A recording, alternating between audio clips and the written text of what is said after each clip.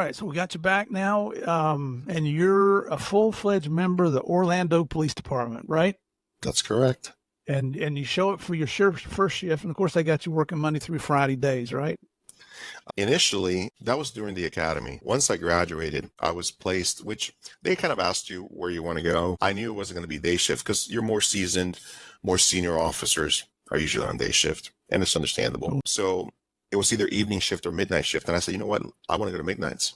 Sounds good to me. And it sort of, worked in my household because by the time, for example, by the time Nancy was going to work, she was a teacher at the time. I was coming home from work.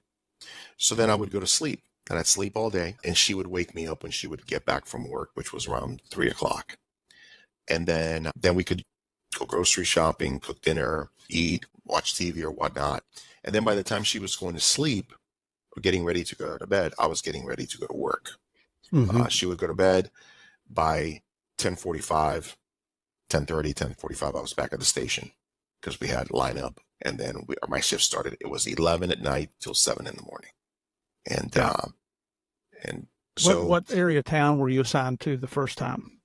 Initially, I was assigned to the northeast part of the city. That would be an area. You have a lot of your shopping malls. The executive airport is in that area. Colonial Drive? Colonial Drive. In essence, it was between I-4 and Cimarron Boulevard. And between Colonial Drive and the 408, which is the East-West Expressway. Yeah. And at the time, downtown itself, closer to the Lake Eola side, it was going through a lot of, they were revitalizing it, new construction. So it was fairly calm. You get a lot of we have a pretty high transient population, people that are in and out of the Coalition for the Homeless. And they would usually migrate into that area of town because it was safer. So you just get a little bit of your petty crimes, like somebody stole my kid's scooter or the bicycle or that kind of thing. And then towards the backside of my district or zone, I would have like the businesses, a lot of the Fashion Square Mall and some of the other restaurants and strip malls. So it was fairly quiet. And I worked there for about a year. And then I started to get a little restless. I'll bet. And then I wanted something else to do, and ended up going into the west side of the city, and that would be from literally I-4 going down towards the theme parks like Kirkman Road, Universal Studios, and then that would be your west-east margins, and then we would have from Colonial Drive all the way down to like International Drive, down in the tourist sector. That's the west side. Within the west side, I went to work specifically in just one of the poor areas of our city. A lot of different kind of crimes there. On the east side, the population was predominantly white and Hispanic. They put me there because I speak Spanish. But then on the west side, it's predominantly African American. And then, of course, you got the tourist. And then you got small sections of your more affluent communities, but really on the west side. But what's called Metro West. But my district, it was it was a very active district, and it was for all the action. A lot of good people live there. A lot of good, hardworking people live there. Law-abiding citizens, God-fearing. But you also got a pretty large segment that it's the total opposite. Actually, they do work. It's not in the probably in the most appropriate kind of entrepreneurship that you want to be involved in. Mainly it was the narcotics trade. It's just the drugs and violent crimes. Yeah. Were you seeing gang activity over there? Not so much on the west side. There was quite a bit on the east side. Really? When I was there, there was quite a bit specifically towards the southeast, which would be predominantly from the 408, the East-West Expressway, down towards the airport, and between Cimarron Boulevard, down towards I-4, once again. And at the time, a lot of it was fueled Hispanic gangs, Latin Kings. They were big at the time there, and just all your little upstarts.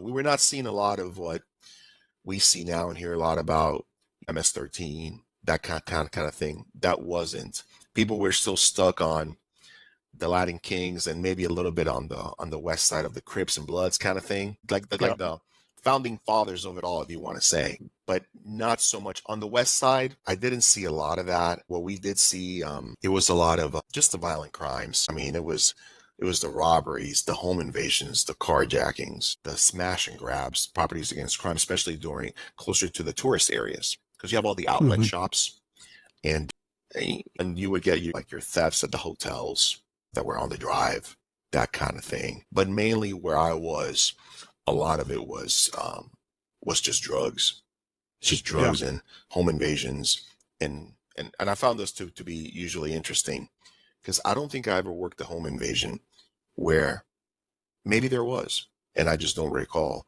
that the victim of the home invasion, that you would ask them, do you know these people that home invaded you? Nobody ever knew anybody. And I was like, that happens. Yeah, because that happens all the time. You're sitting at home watching TV, eating your dinner, and somebody just kicks the door in and wants to rob you for no reason at all. So there was usually a reason why that happened, and that always traced back to which was your area of expertise. It was the narcotics trade. So So how long did you stay over in that district? I stayed there until I retired. That's what I did. I mean, I was on the road. I had put in to go to the bicycle unit, to neighborhood police teams, and I was waiting transfer when my incident happened. So I never made it there. So I spent my whole career on the road working the midnight shift. And it's, tell my kids, there's been times when we'll go down to see an Orlando Magic basketball game or something. And when we're leaving the arena, I'm cutting through. I'm very familiar with that area of Central and the West Side. So I'm just cutting through to avoid all the traffic. But my kids, you know, we live in suburbia. I mean, white picket fence kind of thing, you know, they to that life. And we were driving by, and they, like my son, one time I drove by the coalition for the homeless. And at that time, the coalition closes at night, but you have everybody that didn't make it in. They're outside. It looks like Skid Row over in LA, a miniature version. But you see all these people, and my son's just looking out the window like he's never seen anything like that. And I tried to explain to him, it's like, I mean, and this is not to, I don't think I'm better than anybody else, okay? And a human life is a human life. I mean, sometimes circumstances dictate where we are in life, but many times it's the choices that we make. We can make our choices. We just can't choose our consequences. You see these people, and it's like almost like The Walking Dead. It's like zombies. You know, they're just coming out, you know, and it's like this underbelly that you rarely, when you go to work on your regular 8 to 5 job, Saturdays and Sundays, you're running errands with your family and going to church and Little League. I mean, why not? You don't see this. But nighttime falls, and it's 11 o'clock at night, midnight. They come out of somewhere. I wish I knew where they go, because I never saw them during the day. So it was a different crowd altogether. It's just a different breed that comes out at that time. So on February 3rd, 2000, you're on the midnight shift?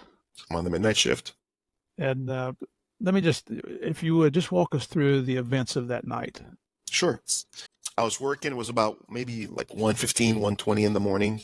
I was driving down close to John Young Parkway, which is one of our main thoroughfares, right next to First Baptist Church of Orlando, real big church that we have here. And I see this car is driving opposite to where I'm going, and they have a broken windshield. And they have, that's what I see, a broken windshield. So I make a U-turn and get behind the car. It was a blue Chevy Cavalier, 4-door. And I noticed that they don't have like a regular tag. They have a temp tag, and it's not lit at all neither. So there's no light to it. I just went ahead and initiated a traffic stop on that vehicle. And we ended up stopping just probably a couple blocks shy of I-4, but on John Young, going southbound, and actually a couple blocks further from, like 1 or 2 blocks further from I-4 on John Young is the county jail. So I was probably about a good 5 blocks from the county jail. The sheriff's office headquarters at the time was right there also for Orange County. And we're in front of the church during the midnight hour. Stopped the vehicle. And it's crazy. Through the years, I've replayed this scenario so many times in my mind. things that things that happened and how it played out. But I did so many things that I normally, in many cases, didn't do previously. We're taught at OPD when we stop a vehicle and we're making contact with that driver, we would walk up like most people see in the movies or TV shows or on the side of the road. You walk up to the driver's side window. That day, and there wasn't really an overabundant amount of traffic. That was on a Wednesday night going on a Thursday morning. There wasn't a lot of traffic on John Young. But I decided when I got out of my car, I proceeded to walk behind my vehicle. And I just stood by the trunk of my car, just watching. And nothing really stuck out as there's something to miss. What most people would consider, that you hear the term so often, a routine traffic stop. Right. We know that that's not true, but that's what most people would categorize it. I went ahead and I walked up to the car. I was on the right side on the embankment on the grass. And I stopped short of the right rear passenger window. That's where I stopped. And it's funny because I'm standing there with my flashlight and I'm just flashing it all in the car, just looking around. And I don't see anything that sticks out. And everybody's looking to the driver's side. Everybody's looking out to the driver's side. They don't even know I'm in the right rear passenger. I tapped on the window with my flashlight, and that seemed to kind of like startle them. Like, oh, he's here now. And how many people were in the car? 3 people. 3 people. There was the driver, who we ended up identifying subsequently as Emmanuel Sinatus. His girlfriend was in the right front passenger. Her name was Deborah Lake. And in the rear passenger seat, right behind Deborah Lake, was a gentleman named Solomon DeSalvia. So they're just looking a little bit startled, like, oh, okay, he's here. That's kind of weird, but all right. I proceed to make contact with them. And the driver tells me that he doesn't have his driver's license. So I'm just getting his, okay, well, can you give me your name? Do you have a license? Yes, I do. Okay, well, give me your name and your date of birth, and I'll verify that you have a license. I'll verify it in the system. Okay. Well, it starts out, well, I don't remember my date of birth. Well, see, that right there, you already know that all things just start to go south from that moment forward. Yep. Because if you don't remember your date of birth, I sure as hell know that you don't remember your social or anything like that. And then you're lying to me right off the top. Everybody knows their date of birth. The right rear passenger, he identified himself, gave me his information, as did the female also. So I told him to keep on searching for his ID and that I would be back. And I went ahead and walk back to my vehicle. Now, are you there by yourself? There's no other good guys with you? Okay. No other good guys were with me at the time. We ride single man cars at Orlando. Some agencies in some other parts of this nation might ride 2-man. Where I'm from nowadays, they sometimes ride 3 or 4-man in Puerto Rico.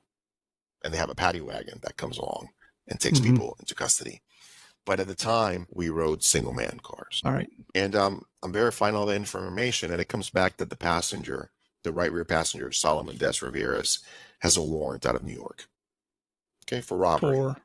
Robbery. Nothing crazy. You've been in this business long enough, you just see those. And some people might find it like, oh my God, robbery. But it's pretty traditional these days, or even back then. Pretty standard. At that moment, one of my squad mates, one of my partners, his name is George DeSalvia. He was driving on John Young southbound to go help down a broken down motorist on I-4. So he checks out with headquarters that he's with me briefly. And I fill him in on what's going on. And then I tell him, listen, we're going to walk up and we're going to take the rear passenger out of the vehicle and put him into custody. We're verifying that warrant, so we'll detain him. Put him in your car, if you don't mind, because I think we're going to have some issues with the driver, and I might have to put him in in custody in my cage in the car, and I don't want to put them together so they don't start talking. At the time, we didn't have like in-car recording systems or anything like that, and what I then thought that he had in the car was narcotics. That was my first, because we saw that so often. So we make contact with DeSalvia in the right rear passenger of the vehicle. We're standing on the embankment. He gets out of the car, goes with George, not a problem, pats him down, handcuffs him, puts him in the car. I then walk around to the driver's side, And I'm talking to this guy and I'm like, listen, I mean, if it's just because you don't have a license, I mean, it's really, we can work around that. I mean, so I'm talking to him, but he's obstinate. He don't really want to talk. He's just being a little bit hinky. So I'm really thinking now, yeah, this guy has probably drugs in the car. So I call for a drug dog.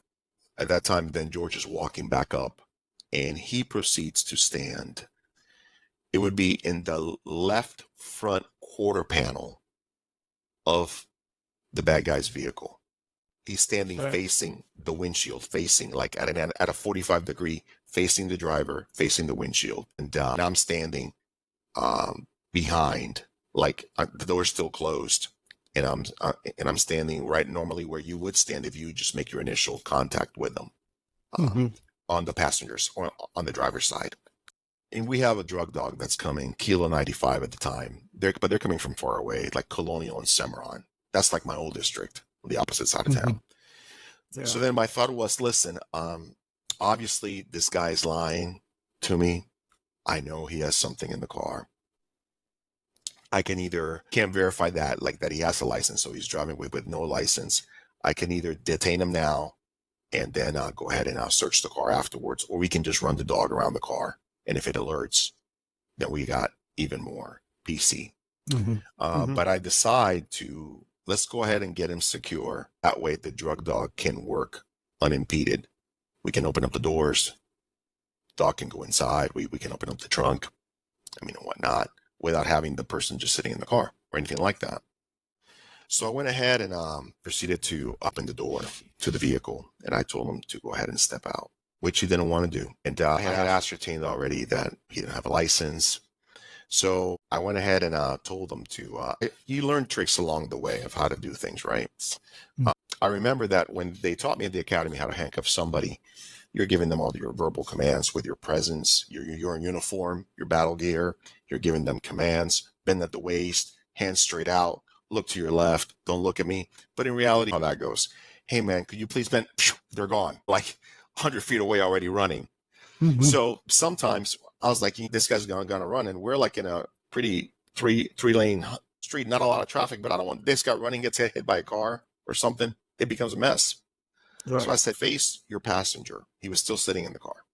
Face the passenger, put your hands behind your back. You're being detained. And he did. He turned to face his passenger and put his hands behind his back. I went ahead and this is going to be kind of also, important, because they usually taught us to always handcuff somebody on the right side, the right hand, because the right hand is the predominant hand. In most people, they're right-handed. But how his right hand was positioned, that wasn't going to work. It was like almost pinched against the seat, but his left hand was available. Let me put a lead cuff on that. So I went ahead and put a cuff on his left hand and grabbed his right hand and went to cuff him. As soon as he felt the cuff going on his right wrist, he pulled away with both hands. He's still facing his passenger, sitting on his driver's seat. I get pulled forward onto him, kind of land on his back, but I'm not letting go of the left cuff with my left hand. At the same time, see this weapon, and I recognized it because I had one very similar. It was a Glock pistol, and he's bringing it up, and it was in between the seats. It was between the seat and the console, the driver's seat and the console, tucked in.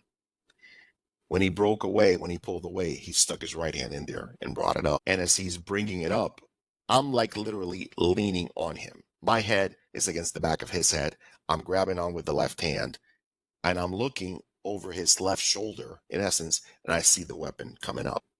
And I see the muscle, like the blast, just the fire, and you can smell the gunpowder. And the sound, because it was right next to my left ear almost. It was like, man, it's really loud. That round went over my left shoulder, and it ended up striking George that was standing outside of the vehicle. I've been screaming that the guy had a gun.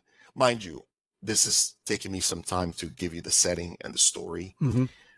This happened in a matter of seconds. It's important to note that. Yep. As soon as I saw the gun, I'm screaming, he has a gun, he has a gun. I'm trying to yank back on his left hand, however I can, to get some control of him, hurt him in any way. And then I start to just hit him with my right hand. How I fell into him, I couldn't reach my service weapon because I was pinned almost against the seat myself.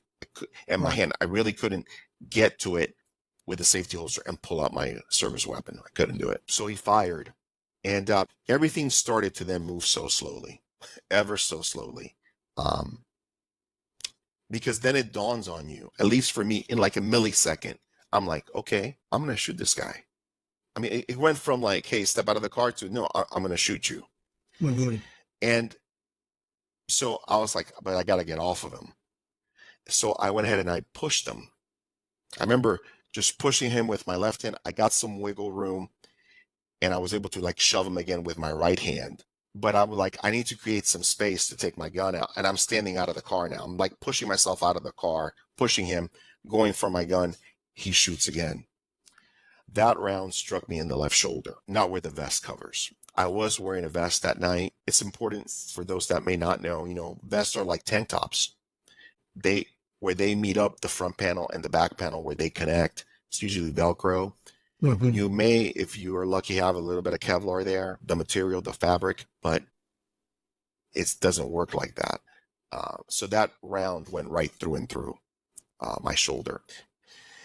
His weapon was a Glock 23 40 cal. He had a 40 caliber hollow points.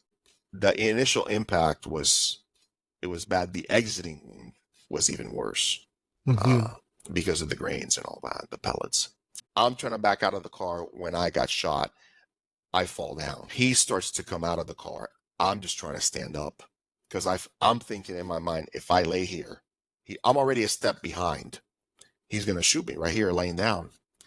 So as I'm standing up again, he shoots. Once again, this is a matter of seconds. That round strikes me in the right shoulder, but it was worse. It was towards the joint. So I can appreciate that you told me that your son's an orthopedic surgeon because removed from it, I'm like, oh man, yeah, I know how that goes or what they do. And that kind of spun me around.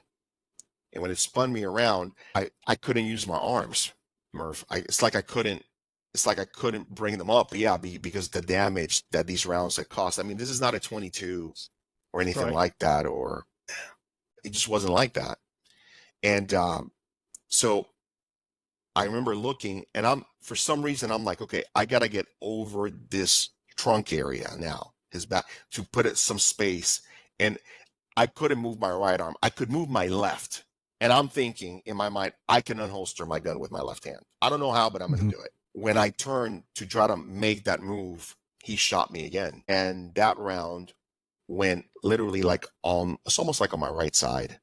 And that bullet snuck in between the gun belt and the vest. What that ended up doing, that round tore through some of the peripheral nerves. They call it a horse's mane that comes out of your spinal cord. And it struck my vertebrae at the L3 level. And then it proceeded to travel up the bone marrow, L3. And then your main spinal cord, and I learned this through the years of therapy, your main cord ends at L1. Then it branches out into like a horse's mane, a bunch of nerves going every which way. As it was going to go into the L1 area, it shifted, went out, and it went into my chest cavity through my right lung and just sat there. The problem was that as soon as it cut those nerves and it hit the vertebrae, my legs were gone. I just toppled down. And it's a very crazy feeling. I would say probably at that point in time, it started to become a little bit of an overload because then I'm trying to tell my legs, okay, you got to move. I mean, you've always been taught you move and you shoot. You move and shoot. If you stay still, you're going to be a sitting duck. You got to move. But my legs are not responding. They're just not working. It's just not happening. So I'm trying to process all that. And this guy, I'm on my belly now, and I'm trying to just stand up with my left arm, like push myself off of the pavement. And because my right arm is like pinned under me, my legs are not working. And he just unloads 4 more rounds right into my back. That seemed like it took forever. But I remember thinking, okay, I got to get a hold of my radio. My radio was on my mic was on my right lapel, my right shoulder, because I'm right-handed. But I couldn't move my right arm to get to it. So I'm thinking, I got to get to it somehow. That's my only lifeline here at that moment. But then in between, and this really did hurt. He put the muzzle of the pistol right up against my skull, right up against my head. And it was hot, man. That like burned. And then he pulled the trigger again. And that gave me this. You can't see it now, but I have a nice scar on the top of my head right here. And that ended up blowing out a chunk of my skull. And it just so happened that the bullet went at an angle that it didn't go into my brain, just went at an angle. And that made my head like ricochet off the pavement, got a cut on over my eye. I'm bleeding all over the place now for sure. And that hurt because it felt like somebody just hit me with a baseball bat on top of the head. That was painful. At that point in time, I'm pushing myself off with my left hand, and I'm trying to just roll over because I'm thinking, I'm processing now, okay, I might die out here. It looks like that. But you got to always try, right? You always got to fight. You always got to try. You just can't, I can't just lay here. I got to try something. Maybe I can reach this guy with my left hand and grab his leg and bite him. I'm just going through things in my mind. So when I roll over, I see him. He ran back to George, and I can see George's leg. I can't see the upper torso, just his lower torso. He's laying on the ground. And he shot him again. Believe it or not, I was counting bullets. And just based on my experience, and for those few times in my life that I've been right about something, this is one of them. I figured he had 10 bullets, and he did. That was his 10th one. He had shot me 8 times and George twice at that moment. Then when I saw him, when I heard the click, because I could hear it, and there's no more rounds, and he's just like hovering over him. I see him, like he puts the gun away, and he leans into George, and he grabs his gun, his service weapon, and starts to yank on his holster. He was able to undo the top snap, just not the back snap, the safety one. He wasn't able to do that. At that point in time, he runs back to the car. In the meantime, I'm on the radio. And I'm calling. It was my unit was 154. So it was 154, signal 43, which means officer needs immediate assistance. Life and death matters, shots fired. So by then, everybody's coming. It doesn't take up more than a few seconds. You hear the sirens. He runs to his car to get in and drive away. The female is still in the car, from what I can tell. The bad guy, Des Riveras, is still in the back of the cage of our car. But what he didn't realize, and to see, this is going to tell you, once again, the hand of God, because it's not something I normally did or would have ever thought to do. Just one of those things. When he pulled away, and I'm grabbing on with my left hand. With my left hand, I'm holding onto the spare cuff, and he's pulling away, and we're in the car. In those few seconds, as we're tussling, and he's moving and flailing, my hand just happened to, when I looked to my left, looking at his hand and the cuffs and the gun, I see his keys that are in the ignition. And with like my pinky and my ring finger, I was able to like latch onto those. And in the tussling, I was able to pull them out. And I kept them in my hand.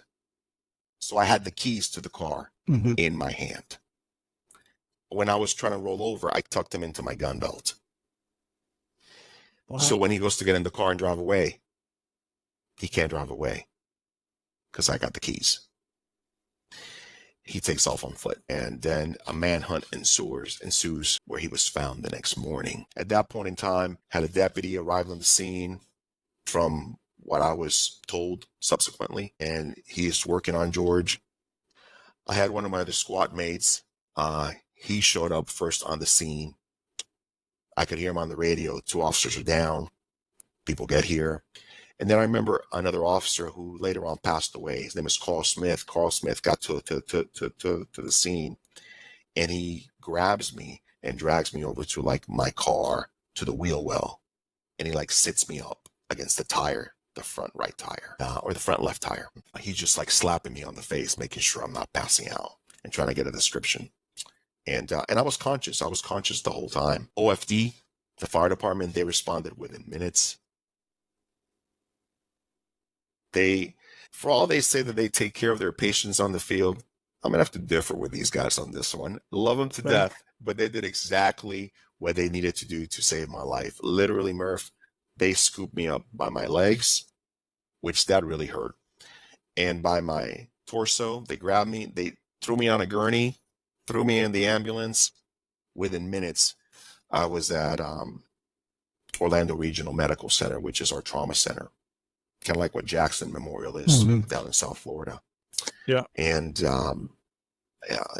I was getting, my boots were getting cut off of me, my pants, my shirt, my vest, and then the hard work began. I asked my squad mate that was with me in the ambulance, name is Stetzel, if George was alive, and he says he wasn't sure at the time. Later on, when my wife responded to the hospital, I asked her, and because I was still conscious, and she told me that he had passed. And the reality is, before he even hit the ground, he was first gone. shot. Oh yeah, he was gone. He was gone. And this guy ended up throwing the pistol in a lake called Clear Lake. It's about a mile down the road on the left-hand side of the street. And it was found months later with some volunteers and some metal detectors. And he holed himself up in an abandoned house, and he was found by a trooper at an Orange County Sheriff's Deputy Canine. Now, mind you, at that time, I was in surgery, and the only reason, or the main reason, not the only, but the main reason why they were able to identify him, remember that cuff that I put on his left hand? He wasn't able to take it off, so he double cuffed himself. So when they found him, he was double cuffed. And I had indicated as such that I had cuffed him once. So he had handcuffs on. He just couldn't get them off. His girlfriend, which was the girl in the front, she walked up to one of our units in the perimeter down the road and asked if they could call her a cab. And I remember that she was wearing like a yellow outfit, and I had given that description of her. So as soon as she walked up to the officer, they detained her. Oh, and absolutely. we're talking to her. If they were smart, we would never catch them, right? And then the guy who was, I'm telling you, it's unbelievable. Who would do that? Go to the front desk and have them call you a cab. No, you go to the officer on the perimeter, in the perimeter. Hey, can you call me a cab, please? Really? Okay. How does that work? I can laugh about it. And I'm like, really? And there's no honor amongst thieves. He could have let his buddy out of the car, but he left him there. He was in the cage when other units got there. He ended up testifying against the shooter. Various things that we learned subsequently was that he was from a gang. They were up here doing some crimes. They were from a gang in South Florida, and they were up here just doing crimes. They had robbed a few fast food restaurants, establishments. They had robbed where they got their weapons. This Cash America pawn close to Orange Blossom Trail and Americana Boulevard, the west side. And interesting enough that we found out through testimony when it went to trial was that one of the ladies that worked at the Cash America pawn, she was from Cuba, and she had done the trek to the United States on a raft. And she testified that she would rather, that the way that this guy terrorized her when he was committing his robbery, that she would rather go through that trip on a raft with limited provisions, limited water, limited food, not knowing if you're going to make it or not. She'd rather take the chance and do that again than have to be terrorized by him. We know that when I initiated the stop, he turned to the passenger in the back, to Des Rivieras, and he asked him, well, he told him, when the cracker walks up, wet the cracker. Des Rivieras didn't want to do that, but Des Rivieras didn't want to snitch on his buddy neither, so he didn't say anything. So then Des Rivieras told him no, so he was going to do it. The plan was, when I walked up, just open fire when I was by the window. But it got all thrown off when I did something that I never do, which was walk up the embankment on the right side of the road. Yeah. And the only reason why I did that, and it was just weird, because I always walked up on the driver's side. And this time I'm like, I'm just going to walk up on the passenger side. I want to get out of the roadway. It wasn't even a lot of traffic to begin with. And I'm like, I'm just going to get out of the roadway. And I did. it ended up saving my life. More than likely, I never make it a habit of trying to get it in car keys from anybody, because that if they drive away, hey, back in the day, you probably have a good car chase that you can Yeah. get into it, and those were fun, you know. Yeah. So, but but that night, I'm like, I mean, in the whole craziness of it, I grabbed the keys. The fact that I cuffed him in the left, he was not going to be handcuffed on the right. He couldn't be handcuffed on the right because he needed that hand free to shoot. Right. So more than likely, had I cuffed the right, try to cuff the right hand, that wasn't going to work. So there's a lot of things that happened that I normally didn't do, normally that I did, that I believe ended up saving my life. And I shouldn't even be here. I mean, that's the truth. It's amazing that you are hit 8 times. Did any of those rounds, those last 4 rounds, did any of those hit your vest? Yeah, they all did. So they did They all that did did. save you. Yeah. Listen, yeah, you know, if I had not been wearing a vest, I would not be here. Yeah. Because the damage would have been too extensive. But what people don't know also, I mean, some of them know, those in our community know, but somebody who is not a law enforcement, you know, like you watch, I don't know, the Avengers, and you see Iron Man, right? And he gets shot and the bullets like bounce off of him. A vest doesn't work like that. The round still pushes into you. In this Mm-hmm. case, being hollow points, the round expands like a claw. So it hits the vest because it's just material that's woven together. You only have your steel plate in the front, and it expands, but that's getting pushed into you. Mm-hmm. It'll hold. It won't break through the vest, but it's getting pushed into you. So it creates a puncture wound. Yep. No matter what, which was one of the things that my surgeon had to contend with, because not only did I have pellets from the rounds, the one that snuck in, and the ones from my shoulders, but there was a lot of material, like Kevlar, the material that they had to try to clean out of my spine, out of my back. And the reality is they were not able to get all of it, you know, so it's actually now all these years removed. When I go back for a checkup, x-ray or something, they're kind of neat because they kind of like illuminate, like it's like they're like fluorescent. They like shine, but you see them all over. It's kind of weird, but so that part of Eddie Diaz is bulletproof. Listen, I don't even know. I am a very blessed and fortunate individual. And like we talked about earlier, your days are, I really do believe that God knows what your days are on this earth. From the moment that you're born to the moment you got to go. Yeah. And it just wasn't my time to go. It just wasn't. So now you're paralyzed now. Your legs aren't working. I woke up about 4 days later. I'll share this with you too, really quick. Those chest tubes, those things hurt like crazy. I remember my trauma surgeon at ORMC, they had pushed morphine because I was in so much pain, but they didn't realize that my lung had collapsed. So that was causing what's called a tension pneumothorax. So to relieve that pressure, they got to stick a chest tube in you.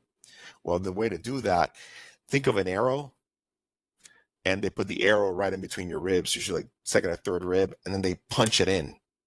But they cannot give you any anesthetic for that because you're already in respiratory distress. Right. So they can't push any kind of painkiller because those are respiratory depressants. And I remember that I screamed so loud on that. And I told the doctor, I probably told him a bunch of expletives, and that if I could kill him, I would, because I was like, man. And then they put this hose into your side to let your chest cavity drain. After that, sometime thereafter, I passed out, woke up 4 days later. And that is probably one of the hardest conversations that I've had in my life, because it just so happens that the neurosurgeon, he was there, and my wife was there. I was there. My parents were there. I asked them to step out of the room. I remember that. I don't even know why I did that. I just wanted it to just be my wife and I, really. And the doctors told me, he goes, Eddie, you're paralyzed, waist down. I knew enough to know that there was no cure for that. So I didn't even need to ask that question. I only asked, well, how much better could it get? And he was like, we don't know. It's a matter of time. Time and therapy, work and time. I said, okay. And then, and followed up, typical guy. So can I have children? That was like my second question. Typical guy, Murph. I'm like, okay, can we move on past the legs? That's fine. How about the children part? Okay, let's go to the important things, right? And he was like, I don't know if you are able to have kids or not. He goes, right now, at the time, and people may or may not know this. Not only when you're paralyzed do you lose your ability to walk, but you lose your ability to use your bowel and bladder.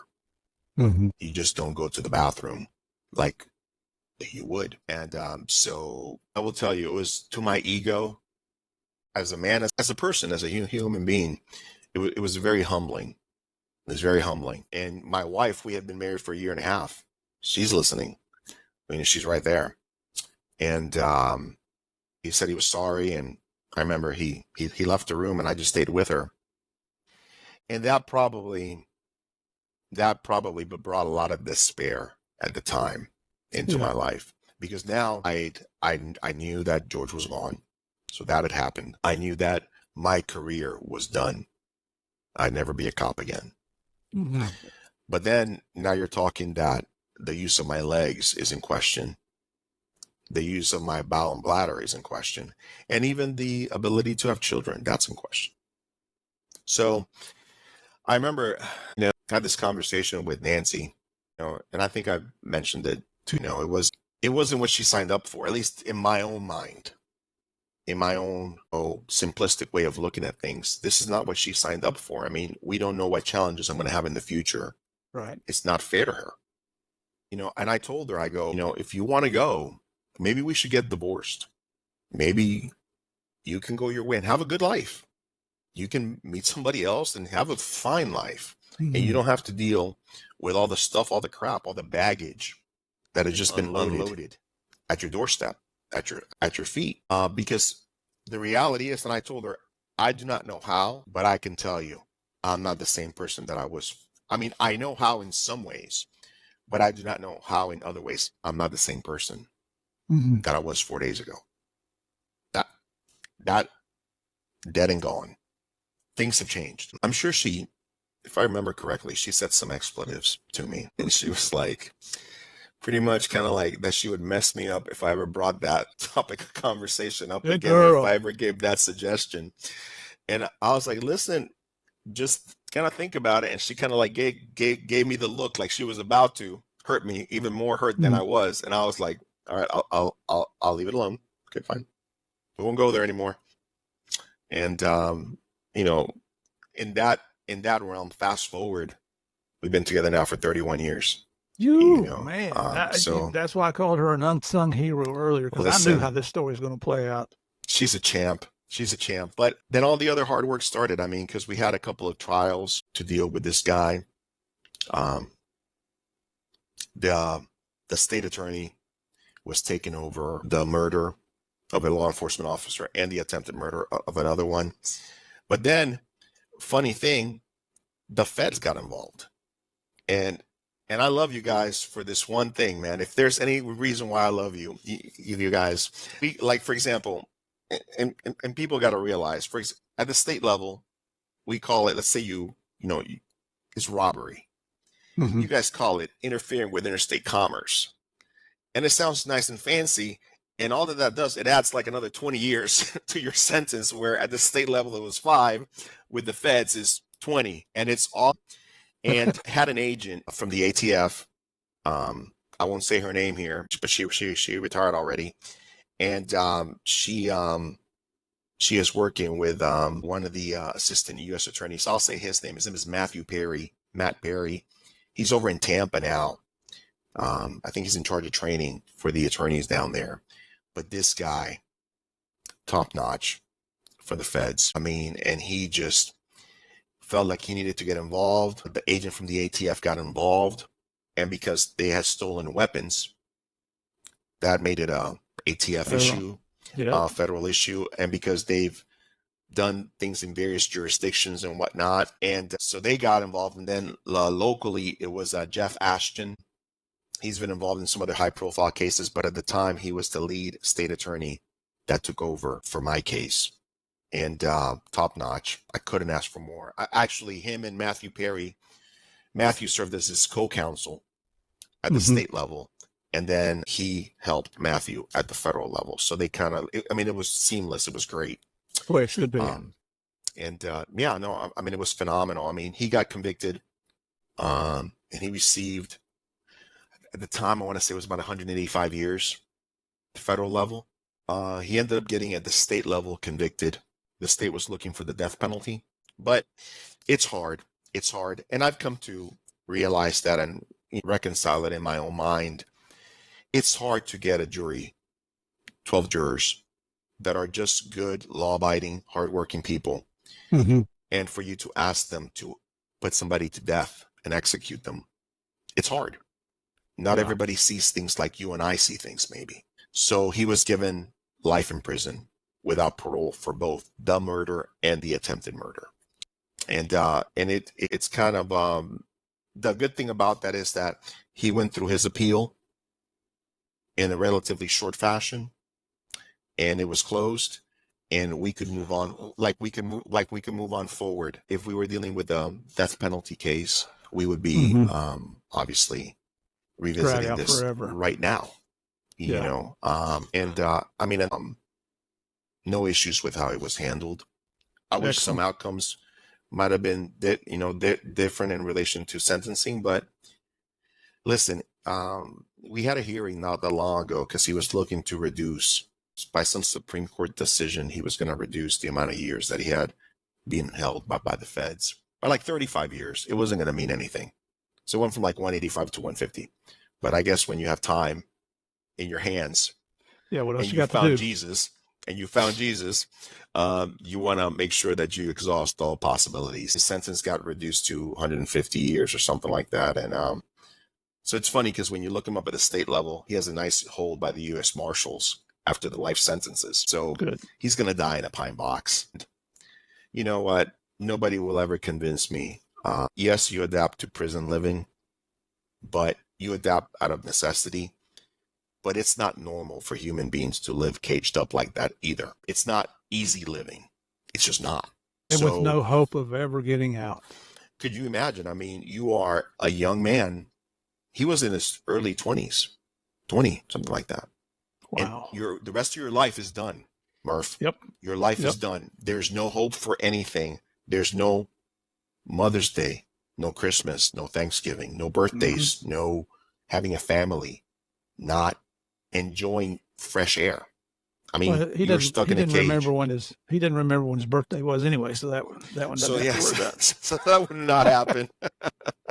So I mean, I'm very happy that he will never be on the streets again. Honestly, he shouldn't be on our earth as an alive person, shouldn't. In my opinion. But so you're in the hospital, and I don't want to steal your thunder here, but how long did it take you before you proved the doctors wrong and started walking again? It took about 2 years. 2 years. And I'll say this, I mean, I can't run and I cannot jump. But I do walk with a cane. I mean, probably physically doing, listen, my time with the service with the Marines and my time going through the academy and all the foot chases I had in OPD and all the altercations, that was child's play as compared to learning how to walk again. I spent countless hours on the parallel bars, learning how to balance, learning how to take a step, squeeze your glutes, all these things that your body just does automatically. When you take a step, you don't even think about it. I had to relearn. I always joked with my wife that there's a reason why none of us remember when we learned how to walk when we were little kids, when we were little toddlers, because it's like God wipes it from our memory bank because it's so damn hard. It's like he doesn't want us to start off life with that hard event in us thinking about it. But it is true. I mean, it was super hard, and a lot of blood, a lot of sweat, a lot of tears, a lot of tears. I can't even imagine. A lot of countless hours just trying to get better physically, mentally. And my whole thing was this. I knew that my life had changed. I knew that it was never going to be the same. I knew that I couldn't be a cop anymore. I knew that I couldn't run. I couldn't jump. That was well established. But I felt that I can still move forward. It's a game of inches for me at the time. I can move forward. And if I can just do a little bit better, an inch better, for example, in where I got from yesterday to today, and from today to tomorrow, do another inch or take another step. It wasn't anything that was transcendent. I mean, it wasn't anything that was but for me it was. And it was just the concept of not giving up, not giving in. Yes, something was taken from me, but you didn't take all that you could have taken. Right. Which was my life and my livelihood per se. Because I mean, I can still go out and do things in life. And it was, but it was hard. I mean, it was about 2 years. And I'll tell you a funny story. When I was at Shepherd's Hospital, I was at ORMC for 10 days, and then I went to Shepherd's for 6 weeks. When I was at Shepherd's, they were always working on me on the whole bowel thing. Because they teach you at Shepherd to live with your disability. So they teach you how to take care of yourself, your basic needs and whatnot. But my wife was always, you got to like the visualization. You got to try. Listen, this woman. She's your biggest cheerleader. Geez, I would not be a quarter of the man that I am without her. It just wouldn't happen. It just would not be. Yeah, it's an impossibility. And I remember that I was trying to go to the bathroom, right? And all of a sudden I go. I haven't gone to the bathroom now in almost like 6 weeks, like on my own. So I remember, I'm like, oh my God. I went to the bathroom. So I grabbed the emergency cord in the bathroom, and I'm yanking on that thing. All of a sudden, I'm sitting in the toilet, and these 3 nurses roll in, right? And I'm like, I went to the bathroom. I got these 3 women, never met me probably. They're cheering for me like, oh, no, it's so good. So then I'm like, this is where my mind was at. I'm like, so what do I do? And it was funny because one of them like looks at me like, forget how to wipe yourself? Wipe yourself. And I'm like, yes, that's right. So that happened. And then that came back first. My bladder took a little bit longer, but it was funny because my urologist back home always used to say, it's going to come back because you're standing up. Had started to stand up. And he goes, if we get you standing, that bladder's going to come back. It's going to come back. So I was, remember that, my wife again, when you go pee, just visualize when you're, one day it just starts to come back. Yeah. So go to the doctor, checks me out, does a bunch of testing and realizes why it came back. And I'll tell you that in a second, which is crazy. But the point was that weekend, Gladiator was playing in the movie theater. And I told my wife, oh man, I want to go see Gladiator. Yep. And I go, I want to drink the biggest size Coke that they have. Because I always watched what I drank when I went out in public, because I don't want to be catheterizing out in public, some public restroom. So she's like, okay. So I get the biggest Coke, biggest tub of popcorn. This movie's long, right? So halfway through the movie, I'm like, oh, I got to go pee. And I was so excited. I'm like, oh, I got to go pee. This is great. It's like, I don't care. I was missing part of the movie. I'm just happy I'm going to go pee. So I go to the bathroom, and male etiquette. You go to the bathroom, there's a guy at the urinal. You don't just roll right up to the guy in the urinal right next to him. You just kind of like leave a urinal in between, all that stuff. Yep. Oh, no, hell no. I don't give a damn, because I was just so damn happy that I was peeing. So I roll up right on this dude, right? And I'm standing right next to him, and he already is kind of like, I can feel like he's side-eyeing me. And then I just turn to him, and I just smile at him as I'm peeing in the urinal next. I'm smiling at it. And I go, doesn't it feel so good to pee? And the guy looks at me and goes, man, what's wrong with you? And I'm like, so many things you don't even know. He got out of there so quick. Oh, yeah. He's like the Roadrunner. He was out of there. But wash your hands. I don't have time to wash my hands. I got to get away from this guy. I gotta go. But that took me, a few years. And I went through the whole thing: a wheelchair, a couple of quad canes, a quad cane and a single cane, 2 single canes, and then to what I used to today, which is a single cane. Yeah. And it's listen, it's been a blessing. And then the issue was, can we have kids? And that's another one. That's another story, because, I go to the doctor, and, he wants me to bring him in a specimen that they were going to test out. So I'm like, oh, really? Okay. So I go home, I get my little specimen cup, and Nancy's at work. And I'm like, okay. So he goes, you got to get it in back to me within a certain amount of time, for it to be viable. I said, okay, fine. So then I time it where I'm going to drop it off They have like a little drop area during lunchtime. So I'm like, there's nobody there. There's like Yep. minimal people there, minimal staff. I'm crawling in with my sample cup. I don't want anybody to see me. Man, Murph, of all the days, they asked for freaking takeout. They got Subway. So these three women are at the front desk eating their subs when I'm rolling in with my specimen sample. And I was like, I have my hat on. I'm like, at the time, it didn't happen as often as it does today, especially here in the city beautiful, right? So all of a sudden it was like this officer got shot was a big deal and he survived. It was a big deal. It was a lot of media coverage, a lot of things. So they knew me because they see me in the office before. So they're like, Officer Diaz, loudest get out. And I'm just trying to give my little sample and get out of there and not be seen. But make a long story short, that was good too. And we've been married now for 31 years. We have 2 children, 17 and a 21-year-old. And the girl's 21, the boy's 17. And listen, it hasn't been easy because as well as I recovered, I neglected my mental health for the longest time. Kind of like that macho bravado kind of thing. I can go at it alone. I don't need anybody. I did that when I was at Shepherd and they offered for me to talk to a shrink or someone. That happened also when I was going through the whole workers' comp and retirement thing. Talk to the shrink. Really didn't want to because my whole thing was, what do they know? You're not a cop. You're not part of my community. You don't know what I've been through. And really, in my own stubborn and ignorant way, that's exactly what I needed. I needed to talk to somebody who was unbiased, who was on the outside looking in, who could give me good advice, who would just even hear me or just give me the strategies or just plant the seeds in my mind that with time would grow so I could have a more successful or be more successful quickly, that it wouldn't take as long. And but I didn't listen. So that took a while. Until I got to where I'm at. And I may be able to sit here, chat with you about it, and be forthcoming. So, and I read when I was doing some research on you that you've done some public speaking, and you primarily talk about forgiveness. Yeah. So, have you forgiven the shooter? You know, I like to say that I have.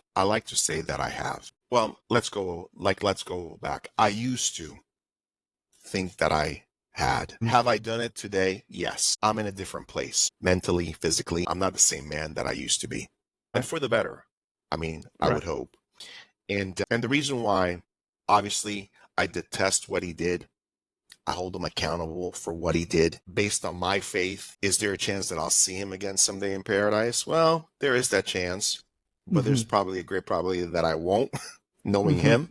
Really, you know what? That's not my job. My job that's God's job. God will take care of that. That's a battle that I learned a long time ago that I can't fight. It's just not, I'm not equipped to do that. So, I mean, have I forgiven him? Yes. I think that allowed me to be able to heal. I think so too. Because in the forgiveness of it, it doesn't mean that I condone or accept or agree with what he did.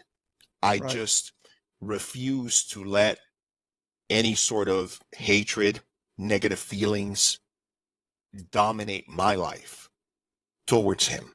Because then I feel that would not allow me to get right.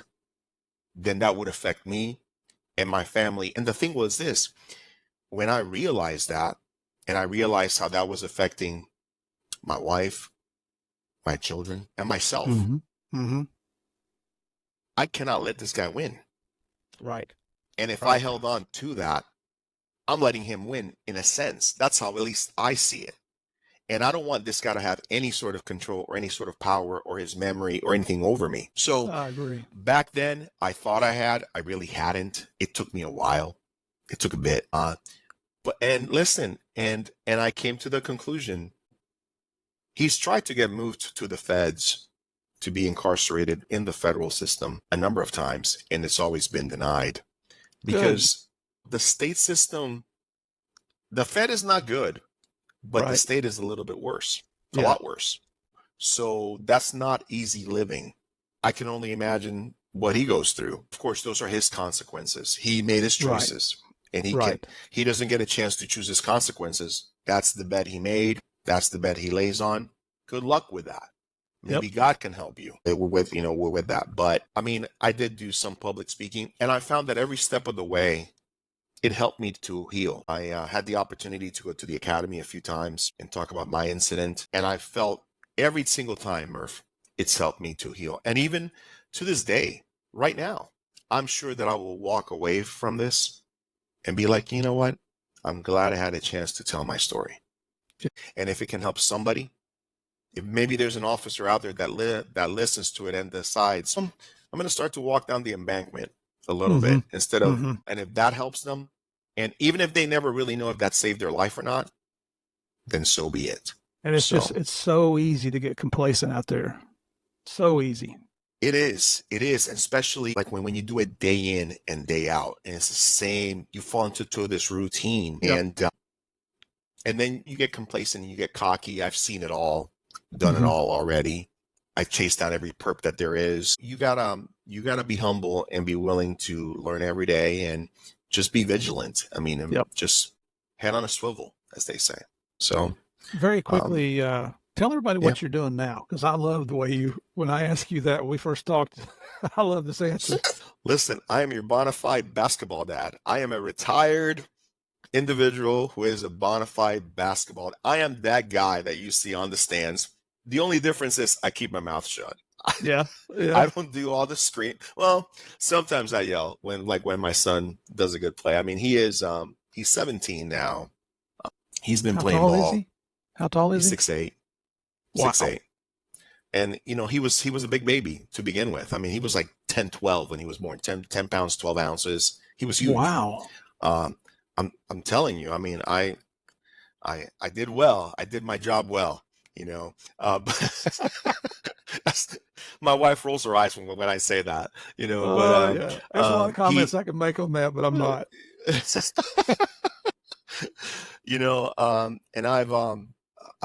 And I worked for the school system for a while. I took some time off after I retired from OPD, and I was focused on my rehab. And then we had our first child, our daughter, and I decided to stay home and be a stay-at-home dad for her.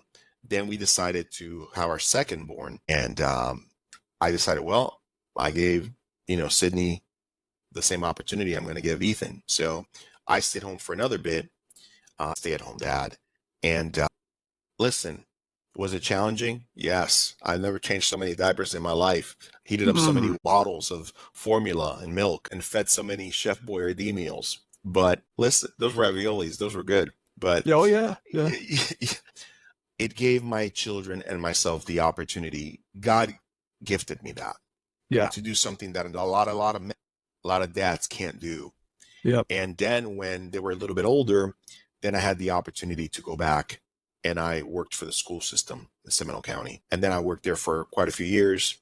And then as the whole pandemic thing happened and whatnot, then I went ahead and retired. And then but my son has been playing ball since he was little. He kind of like picked it up on his own. I've never played ball. I was never a basketball player. He kind of like picked it up and ran with it. He had like one of those little tykes hoops. And nowadays, I mean, he is much better than I have ever told him, or that I would care to admit to him. But he is pretty good. I think he'll probably go on to the next level after high school and play. So sweet. I hope to be able to chase him around during March Madness and go visit him wherever he's at and go watch him play. So do you want him to go to Florida State? Listen, I would love for him to go to Florida State, but see, the problem is that these children have a mind of their own, Murph, and and I'm like, I know. I'm like, hold on a second. I'm like, I went to Florida State for all the wrong reasons, and it turned out beautifully. Why can't you just go to Florida State for all the right reasons, Dad? I got to look at all my options. And so I think that he would do well, and he's gone up there and scoped it out. He'll probably do a camp with Leonard Hamilton next summer. He's a basketball coach. And I think he would love it to go up there and be part of Seminole Nation. He'll be a legacy if he did. And I think he could do a lot of good things. Like my parents broke their heart when I decided not to go to college and join the military. I'm kind of giving him that. He is going to go to college because he wants to play. So I'm just kind of like, we'll help him navigate where is his best opportunity. But I'm kind of like leaving it up to him. Although I will tell you, I draw the line. If it's University of Miami Hurricanes or the Gators, I'm just going to have to, I don't know what to do, Murph. I'm going to go back to mental health treatment. I'm going to have to talk to somebody about that because that's not going to go well. That's funny. That's funny. We'll see. Hey, I tell you what, Eddie, it's your story. Thank you for being so transparent, going down into the weeds and telling us the things you went through. You're welcome. I can't imagine that it's an easy story to tell. But and on top of that, 4 Bronze Stars in the military. Holy cow! It's you have lived a life that they make movies out of. Yeah, just your you patriotism. Have, my friend. You have. Well, that was just, believe me, it wasn't anything about me. It was. Listen, I was telling my kid, and like I told you, I was like, listen, I'm going to talk to Steve Murphy, and he was like, oh, so I showed him, and he knew exactly. He knew exactly. I told my dad, he knew exactly. And then I told my daughter, like I told you, and she was like, is Pascal gonna be there? I was like, no, that's not important.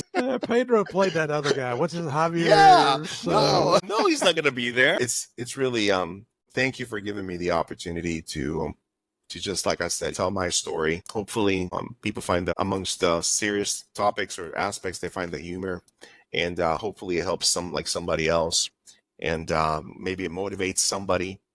Because the main thing is, Murph, we always got to keep on moving forward. It's not going to ever be easy. There's nothing easy about life. It's not meant to be easy. At the beginning, this is a story of resilience, of recovery, of regaining your life, of appreciating what you've been given a second chance to do. You are a hero in every sense of the word. You're a patriot. You served your country. Then you came and served your local community. Even in the school system, you continue to serve the public here. So I can't think of enough acronyms to put you on that pedestal.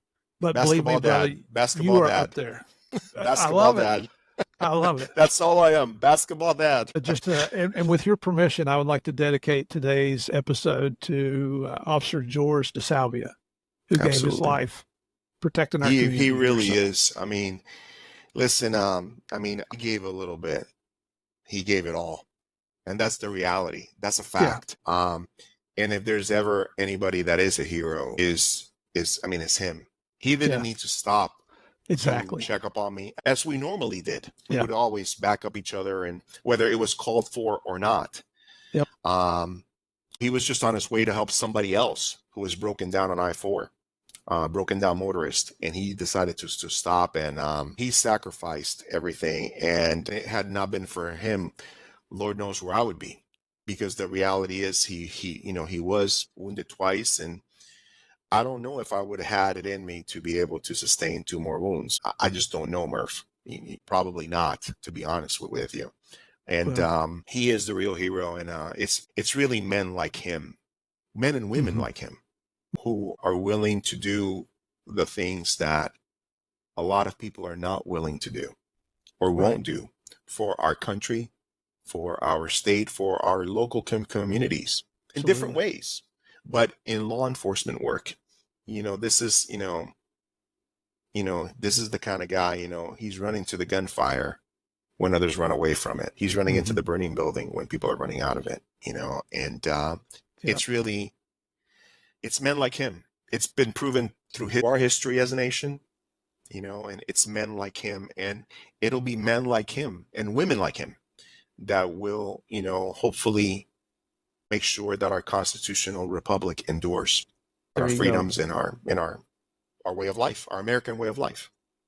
I couldn't say it any better, brother. So God bless you. God bless you too. And your family. Nancy, you're on this pedestal. Nancy's just right here. I mean, she's close to you. Listen, she is way there's not even, she is off the charts, and I'm in my infancy stage. I'm in my diapers, and she's she's off the chain. Well, listen here, basketball dad, hang on for just a minute. And to all our regular listeners, stand by for the debrief.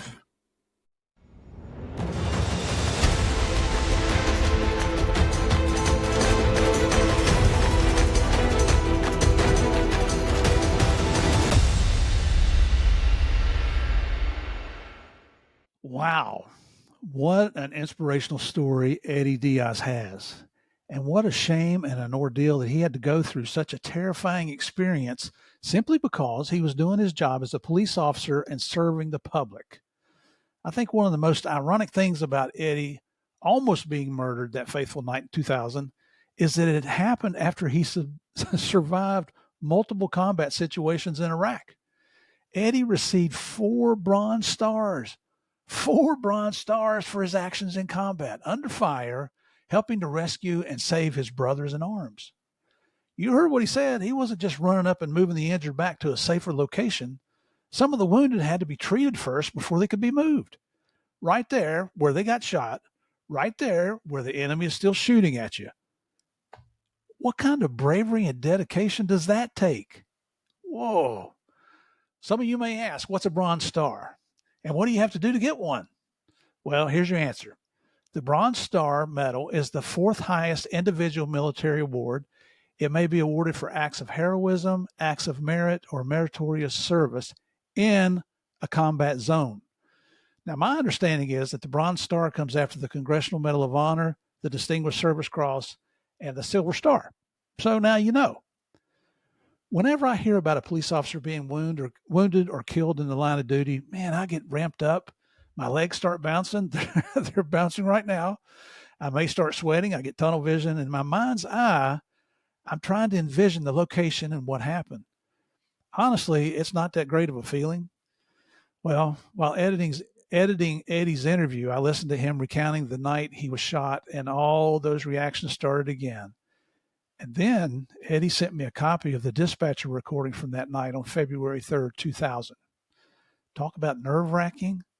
Even though the attempted murder of Eddie Diaz happened 24 years ago, as I'm listening to the recording, man, I wanted to jump up, get in my truck, and head over to the scene just so I could try to help him out. After listening to that tape, I had to stop everything and calm down. And that's true. I'm honored that Eddie shared that with me, but it brings back tons of memories, and not all of them are good memories. If you will, just think back what Eddie went through that night. What did he do wrong? What could he have done differently? What would you have done? And of course, you and I are looking at this with the benefit of hindsight, aren't we? So I'm certainly not second guessing Eddie here, but this is a learning experience for all of us in so many ways. But do you think you would have had the presence of mind to save yourself after being shot 8 times, some at point blank range? And one of those shots was point blank to the head. Unbelievable. Would you have removed those keys from the murderer's car during that struggle and then had the presence of mind to hide them in your waistband as you're fighting for your life? Would you even think of that? I'm pretty sure I wouldn't have. Having been shot so many times, would you or I have the stamina and wherewithal to physically get to your radio and call for backup, to call for life-saving help? As I was making my notes for this debrief, I listened to the radio call again from that night. I heard Eddie call out for the traffic stop. Then I heard George DeSalvia check out with Eddie. Didn't have to be there. He was just backing up a brother officer. I heard the call for a drug detection dog. I had to stop at this point and just listen. The leg bouncing and the sweats, they all started again. My heartbeat went up quickly. Goosebumps popped up on my arms. And then I got to be honest, tears came to my eyes as I heard the urgency in Eddie's voice calling Signal 43, shots fired. And then another time he reports that he's been shot. The Signal 43 code, just so you know, is a quick way for officers to notify dispatch and other officers then that they are in immediate need of emergency help. Man, Signal 43, look out, here they come. The first officer on scene reported that there were 2 officers down. That's the first thing he saw when he arrived. And then you hear responding units with sirens blaring in the background. They start to develop a plan to take care of business. Now, from experience, I'll tell you, every officer that heard that Signal 43 shots fired call, they were on their way as fast as they could, just as fast as they could get there to help out a brother officer or a sister officer. Then I heard that the Orlando Fire Department was responding. And if you remember, Eddie told us they were the ones who saved his life. They were the ones that got him on that stretcher immediately and rushed him straight to the Orlando Trauma Center as quickly as they possibly could. Now, I'm guessing they conducted a quick triage of Eddie's conditions and realized his best bet to survive was to get to the trauma center ASAP. And they called the hospital in advance, let them know they've got a severely injured police officer with multiple gunshot wounds on the way in, even before Eddie ever arrived. In my opinion, and I'm sure Eddie would agree, it's a miracle that God saved his life that night. But think about this. The doctors told Eddie he was paralyzed from the waist down, and they didn't know if he would ever be able to walk again. Tell me that wouldn't take the wind out of your sails. 10 days in the Orlando hospital, the trauma center, then 6 weeks at the Shepherd Center in Atlanta to teach Eddie how to live with his new disabilities. I can only imagine it takes a massive amount of courage to face those facts and continue forward. But what do you think was one of Eddie's primary motivating factors in all this? Well, remember his talk with his wife, Nancy, in the hospital? Because of his new physical and mental condition, Eddie, did the right thing, I think. He offered her a divorce so she could get on with her life and not be burdened with his new challenges. And this is what almost led to Eddie's immediate death. As big as a hero as Eddie is, not only for repeatedly facing danger and serving his fellow man, Nancy is right up there also, next to Eddie. I'm telling you. I refer to our family members as the unsung heroes in all of this. I mean, you heard Eddie say he thought Nancy might hurt him even more for suggesting such a thing. When they married, they both took an oath to support each other in sickness and in health, for richer or poorer, until death do us part, right? I mean, I took that same oath.